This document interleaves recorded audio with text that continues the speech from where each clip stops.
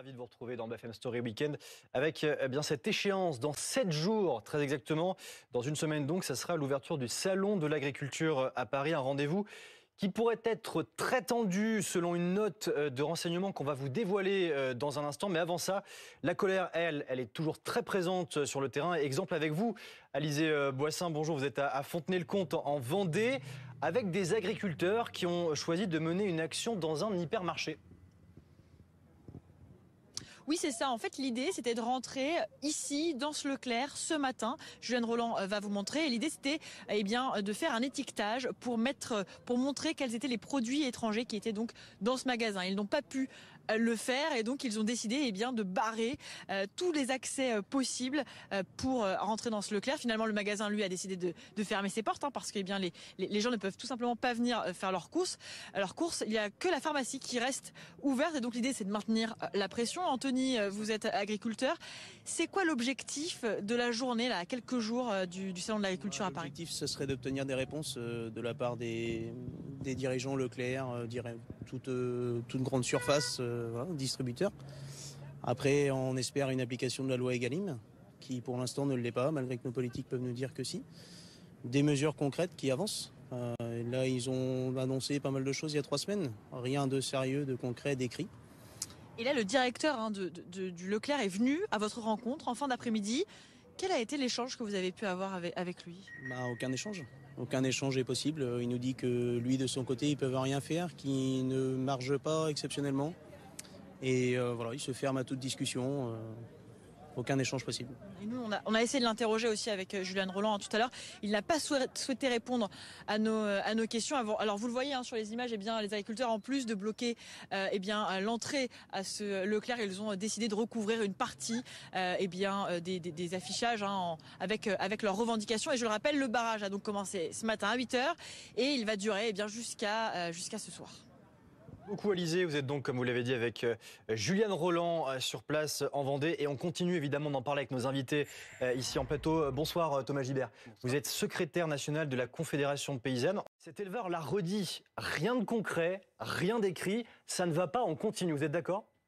Tout à fait. Et puis on voit bien que les actions, elles ciblent la grande distribution et elle montre aussi le problème du libre-échange. Oui, c'est intéressant parce qu'il disait effectivement on veut des réponses de la grande distribution. Ça va au-delà des politiques là en fait.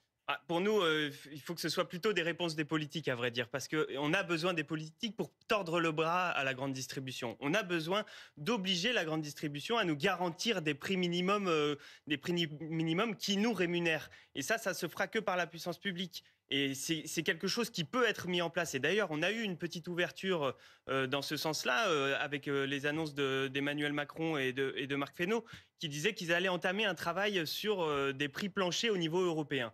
Alors nous, on pense que c'est que le temps long de l'Europe ne va pas convenir. L'urgence, aujourd'hui, elle est là. Et qu'est-ce qu'on fait alors dans ces cas-là ? Eh bien, ce qu'on propose, c'est de plutôt travailler sur la loi Egalim qui va arriver dans les mois à venir et d'imposer ce prix minimum garanti dans ce texte français, au niveau français, dès maintenant.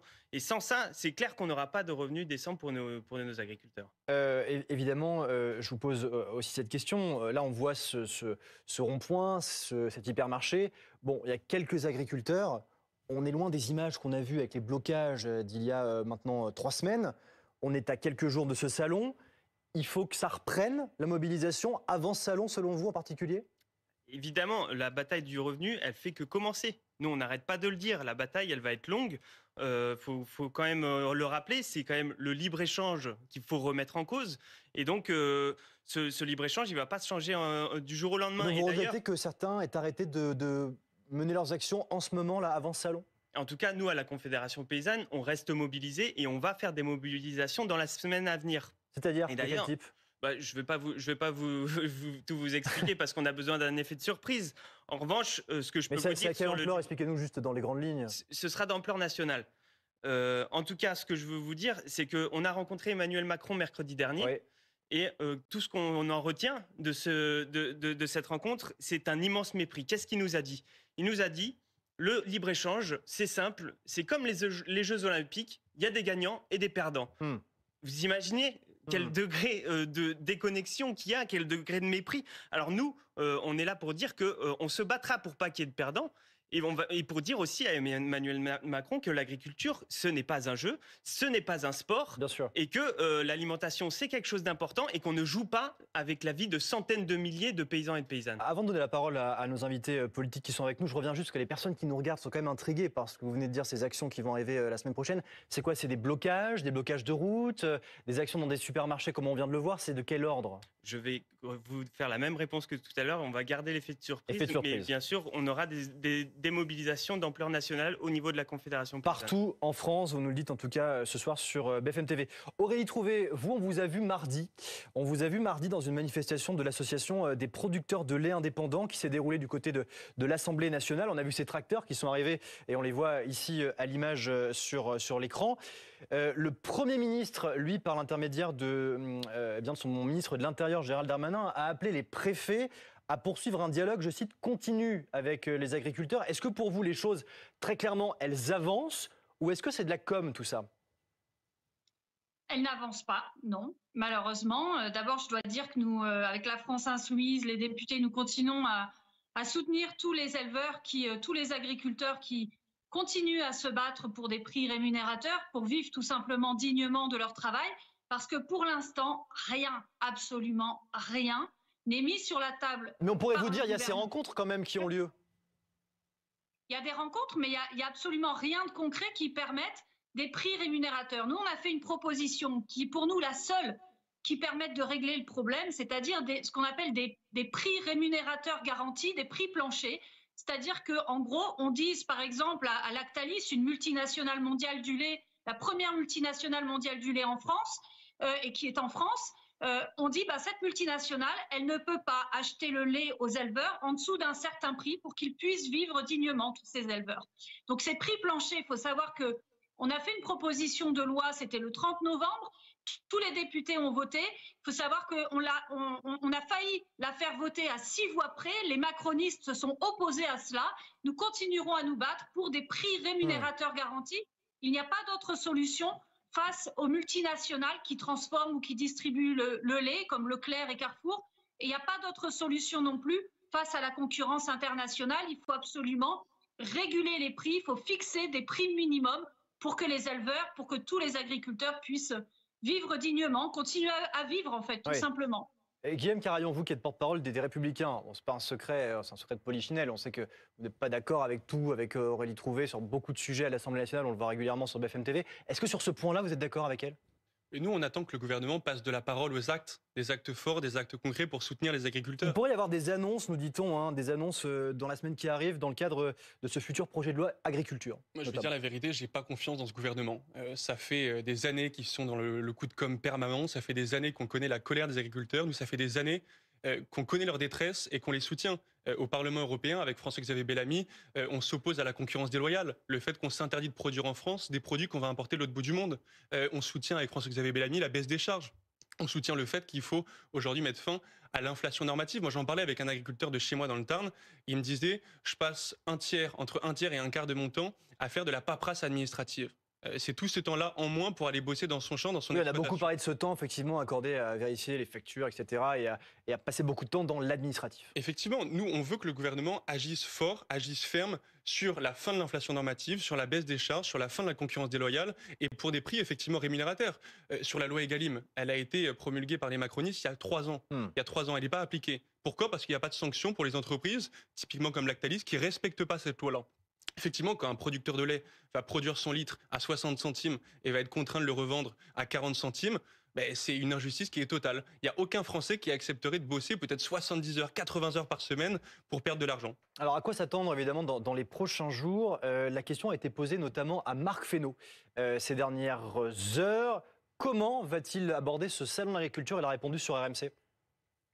Moi, je redoute pas ce salon. J'y serai parce que je pense que la place d'un ministre de l'Agriculture, c'est d'être au salon de l'agriculture. Sinon, il y aurait quelque chose d'assez iconoclaste. C'est une crise qui vient de loin, dont on prend la part qui est la nôtre, faut pas se raconter d'histoire, mais quand vous avez 25 ans de procédure, de sédimentation, de suradministration, de sédimentation, de surtransposition, quand vous détricotez tout ça et que vous ouvrez là aussi le capot, évidemment tout sort. Et donc on a besoin au fur et à mesure, de façon très sérieuse, de dire ça on a réglé, ça on a réglé, ça on va régler, ça il faut qu'on le regarde au niveau européen, pour faire en sorte que chacun se sente reconnu globalement dans cette volonté de simplification. Et la simplification, c'est fait pour quoi? C'est pour gagner en compétitivité et en souveraineté.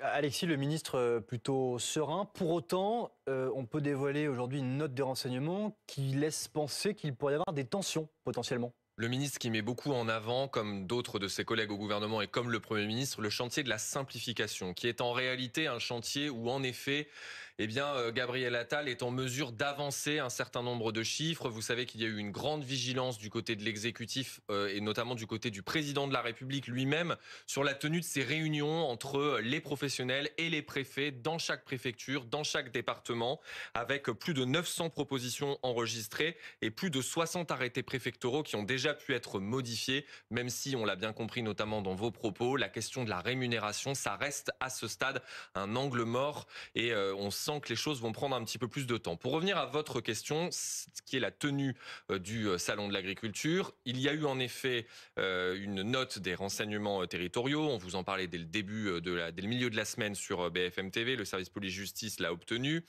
Ce qui est annoncé et redouté par les renseignements territoriaux, c'est que certaines personnalités politiques puissent être accueillies de façon un peu pas très accueillante justement à l'occasion de ce salon. La question, c'est lesquelles, évidemment? Ce n'est pas la question de la tenue du salon de l'agriculture en tant que tel qui est menacée, puisque tous les professionnels ont bien en tête que ça représente une vitrine et quelque chose de fort, un moment de rencontre assez fort avec les Français. Mais pour un certain nombre de personnalités politiques, en effet, ça peut être compliqué. On parle dans cette note des renseignements des personnalités du gouvernement, de certaines personnalités qui représentent des partis de gauche. Lorsqu'on parle du gouvernement, on pense bien sûr à la venue du président de la République qui traditionnellement arrive dans les premières heures du salon. Comment Emmanuel Macron sera-t-il reçu? Là, ça c'est une question en effet qui se pose. L'accueil pourrait être un peu mitigé pour le moins. Quel accueil, Thomas Gibert, pour Emmanuel Macron la semaine prochaine? Moi, je pense notamment à tous les perdants du libre-échange, c'est-à-dire l'ensemble des éleveurs et des éleveuses, les apiculteurs, les maraîchers. Quel accueil vous voulez qu'il fasse à Emmanuel Macron face à un tel mépris? Justement, on vous pose la question. De quel type? C'est pas moi qui vais faire l'accueil, mais moi, je ressens qu'il y a de la colère dans notre profession. Et donc ça va être un accueil mouvementé. Elle est juste, cette colère, parce que la situation, elle est urgente, elle est catastrophique au niveau du revenu. C'est toujours la même chose. Vous parlez entre vous de l'accueil qu'il faut réserver au président la semaine prochaine, vous en parlez? On en parle. En fait, au final, ça va être aussi les paysans et les paysannes qui seront présents sur le salon, plus que les organisations syndicales aussi. Vous pouvez peut-être venir aussi, peut-être des actions vont être menées, je ne sais pas, des venues de votre part aussi pour manifester devant? Nous, c'est sûr qu'on va faire des mobilisations pendant le salon. Devant le salon? Pendant le salon, et du coup, oui, on va essayer de porter nos revendications haut et fort, parce que il faut qu'on comprenne, il faut que tout le monde comprenne qu'on ne peut pas continuer dans ce dogme du libéralisme. Aurélie Trouvé, vous avez entendu Thomas Gibert qui est en plateau avec nous. Bon, laissant entendre que effectivement l'accueil du président de la République et du gouvernement pourrait être, on va dire, mouvementé, pour être raisonnable dans les termes, avec potentiellement donc des actions qui seraient menées autour de ce salon de l'agriculture. Vous soutenez ça, vous? Mais c'est pas à nous, évidemment, en tant que députés, de dire il faut faire ci ou ça. Par contre, ça me semblerait effectivement logique qu'il soit mal accueilli, à moins que d'ici là, il fasse des annonces qui clairement fassent penser qu'on va pouvoir enfin payer des prix rémunérateurs aux agriculteurs. Oui, non, se sera-t-il engagé pour des prix rémunérateurs garantis par production pour les agriculteurs? Oui, non. La France aura-t-elle enlevé son mandat de négociation de l'accord de libre-échange avec le Mercosur, c'est-à-dire une libéralisation très forte avec des pays comme le Brésil ou l'Argentine, qui va engendrer des importations beaucoup plus massives, par exemple de viande, avec des normes sanitaires, environnementales, des coûts de production beaucoup plus faibles. Oui ou non? Donc j'ai envie de vous dire, voilà, c'est maintenant, il faut arrêter le blabla en fait. Il faut des actes. Et des actes, ça passe par cesser la libéralisation des échanges, cesser la dérégulation des marchés, enfin agir, pour fixer des prix et mieux protéger Merci. les agriculteurs face aux multinationales. En quelques secondes, quelques mots avant de passer au thème suivant, on parle évidemment de ce qui se passe du côté de la SNCF.